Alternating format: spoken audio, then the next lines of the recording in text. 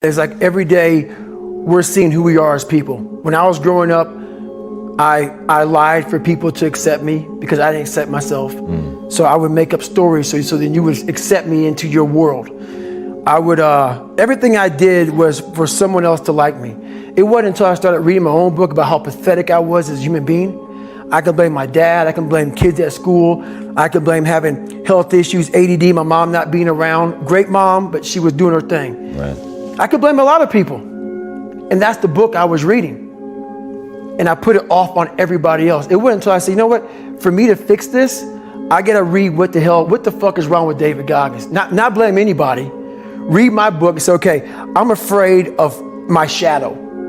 How can I overcome that? Go in the military, get your ass kicked, do things you hate to do. Be uncomfortable every fucking day of your life. Roger that. I'm not the smartest kid in the world. Okay. Instead of somebody saying, oh no, you're smart. No, don't say that to yourself. I said to myself, no, I'm a dumb motherfucker. Okay, roger that. How you get smarter? Educate yourself. So the things that we run from the truth. We're running from the truth, man. So the only way I became successful was going towards the truth. As painful and as brutal as it is, it changed me. It allowed me to become, in my own right, who I am today. Why Platoon? I love to see people who were getting beat down, and there's scenes. There's scenes that just drove me, and people in my Hell Weeks, I was in 3 of them, they'd always hear me singing these songs, humming these songs in torturous situations. When everybody's quitting this fucking code, I would be somewhere fucking gone, and somewhere fucking dark as shit.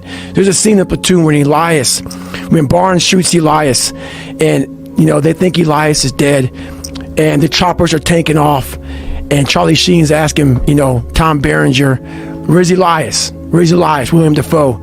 Oh, I found him back there dead somewhere. And through the woods, the Viet Cong is chasing Elias through the woods, and they're shooting him in his fucking back. And all he wants to do is get to the fucking chopper. He's getting shot in his back, he's getting up, he's getting shot in his back, he's getting up. And you see this guy just fighting. I love the fucking guy who just fucking fights. And so I put these things in as reminders that you're gonna have to fucking suffer, man. This fucking 0.25, man, you're gonna have to fucking suffer to go from this fat, insecure motherfucker to one of the best guys on the planet Earth. This journey is gonna take something that is gonna be incomprehensible to most people. And these different visualizations, how I visualize in my self-talk, it became so nasty and dirty that I almost liked the fact that I went 0.25. So it became from being defeated to like, man, all right, motherfucker, maybe the Marvin go 0.75. It just became this different mindset. I turned negatives into positives. So I would take it like, who would even think about doing this? So I would sit on my couch saying, who at 297, who can't fucking swim that great, who's scared of the fucking water, would have the fucking balls? Who had the balls to fucking man up, quit a job, and go and to put everything on himself? So it's how I started talking to myself. Unchosen suffering is going to happen, right? So the only thing that you can do is have some chosen suffering to prepare for it.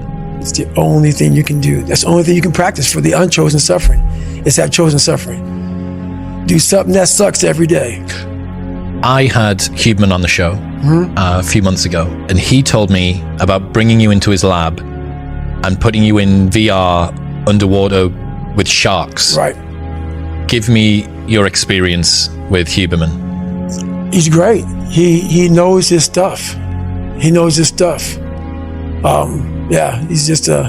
a very knowledgeable man on what he's doing. What's being in VR with sharks like? It's nothing. No, because one thing about me is I deal in reality. You put me in VR, it's VR. It's a fake thing. And I work in reality. I only work in reality. I don't work in fake situations. So that's why it didn't work on me.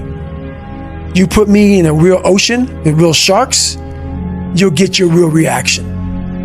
You put me in a room when you walk in the door and you sit down in the chair and you put some shit on your fucking face, I know I'm in a fucking chair.